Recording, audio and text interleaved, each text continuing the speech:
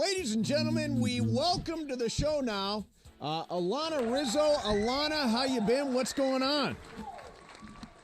Hello, you guys. It is great to be with you. It's great to have you, Alanna. And we got a bunch of stuff we want to get to, so let's start with this.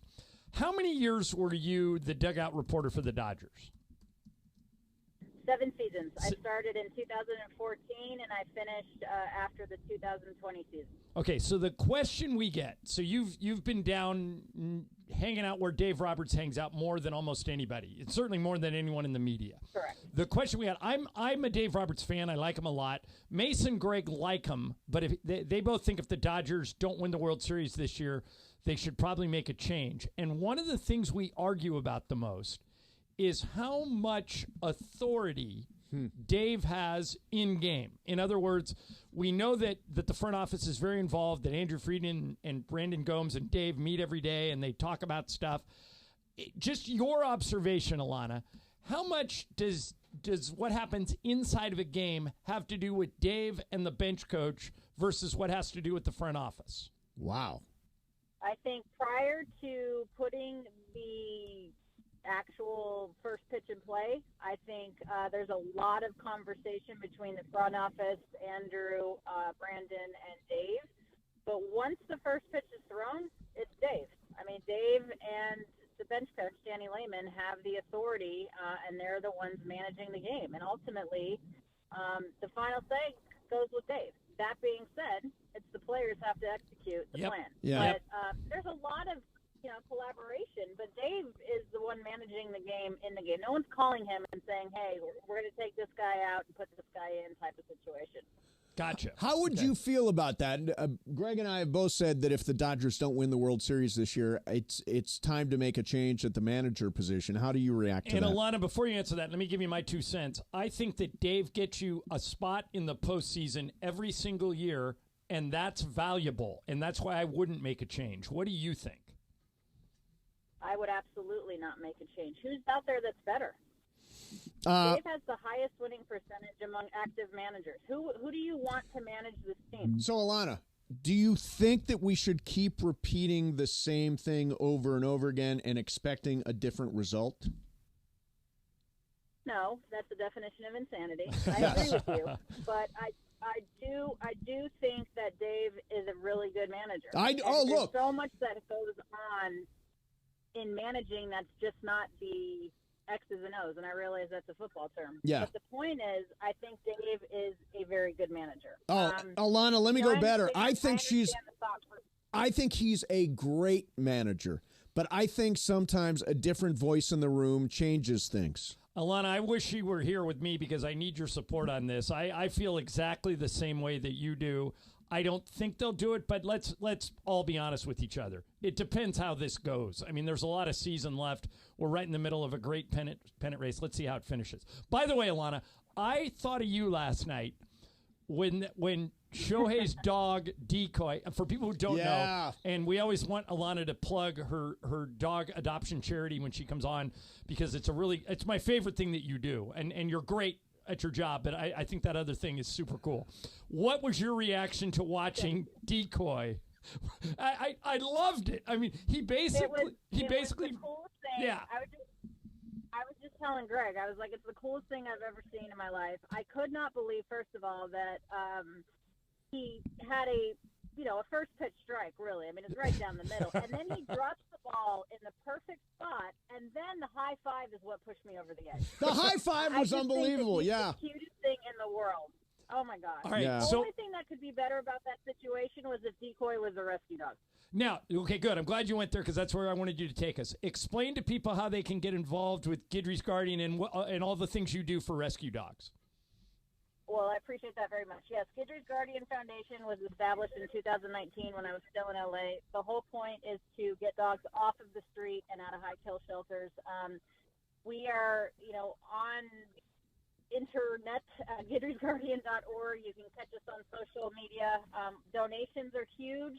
We need adopters and we need fosters. So any way that you can get involved, please do so. And let me also add, piggyback on what she just said. Follow Alanna on social media, because a lot of times if there's a dog that is at the end of his run at a shelter, or if there's a dog that you think somebody might enjoy adopting, you always you get a bunch of great baseball info, so that's why you should really follow Alanna. But you also throw some dog stuff in there, so follow her. Alanna, I want to ask a totally unrelated question. Actually, it's a dog question. It was National Dog Day this week, by the way, earlier in the week. Oh, I know. So Alanna, I would foster a puppy or a dog. I've got 3, but I would definitely foster another one. My problem is, and I know people are out there fostering dogs, I would get too attached to the dog. I think I would wind up adopting any dog that I foster.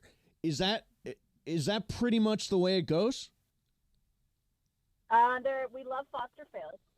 Anytime a foster is a failure and wants to adopt a dog, that's a wonderful day. But please don't let that stop you from fostering, because you are saving a life literally when you foster. The reason that there's so many dogs dying in shelters is because there's no place to put them. There is a massive, rampant situation right now of people just surrendering and abandoning their dogs, and they're ending up in shelters, and there's no room, and they're killing healthy dogs just for space. So please, if you can. In fact, we have 4 dogs in Los Angeles right now, and 3 that are headed to Arizona that need fosters. So, and need adopters really more than anything. Right. So please, if you can't adopt, foster. If you can't foster, donate. If you can't donate, at least share the post. There's always something that we could be doing to make the situation better. Yeah, that's really good. By the way, Mace, I completely disagree with you. In what way? I've known you your whole life. Yeah.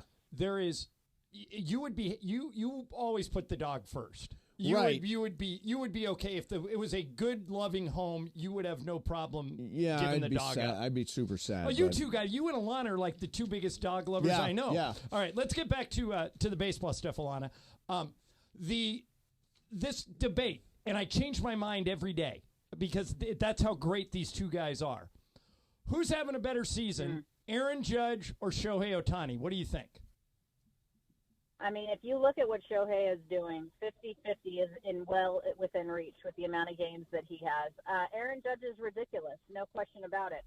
But Aaron Judge, I think the argument there is that he plays in a bandbox at Yankee Stadium with that short porch and right. That being said, he has more home runs on the road than he does in the Bronx. And he also plays defense. Phenomenal. And He does, but you know what, though? Here's the argument with that. He does play defense, but he's not the best defensive outfielder. And I know people in the Mets camp are going to want Francisco Lindor to get some legitimate play when it comes to the National League MVP. And he does play a very hard defensive position, but Francisco Lindor is on a team that is on the outside looking into the postseason. Shohei Ohtani is about to make history again on the team with the best record in baseball and on a team that's number 1 in their division. So not to take anything away from Francisco Lindor, and I understand Shohei is only a DH, but how many times have we given an MVP award based on defensive metrics? Nobody cares. It's an offensive award. Fair. Yeah. All right, so last thing I want to get... I think they're both amazing. But I'm going with Shohei, 50-50. Okay, last thing I want to get to, Dave Roberts likes to talk about his trust tree, the trust tree for the bullpen. So I'm wondering for you, like Michael Kopech moved to the top of the trust tree for me the last couple of weeks. Where does your trust tree, so is Kopech number 1 on your trust tree, or who's number 1? Kopech right now is number 1 in my trust tree, and the reason I loved this acquisition, and I know some people were questioning why. I like it. I like the fact that he has really stepped up in that situation. I trust him in that role. The bullpen still gives me Ajita, and our starting pitching still gives me Ajita. I don't think we have enough, but Kopech is number 1 on my trust tree right now. Okay, all right, yeah, he's looked just lights out. He should be the closer, right? That's it. He should be the closer. Yes, just like he was last night. And I said this a month ago. You better start getting him ready for the 9th inning now, because if you have 3 closers, you don't have a closer. Yeah. And if you expect that they're going to have him close in the postseason, you better get used to those 3 outs right now. There you go.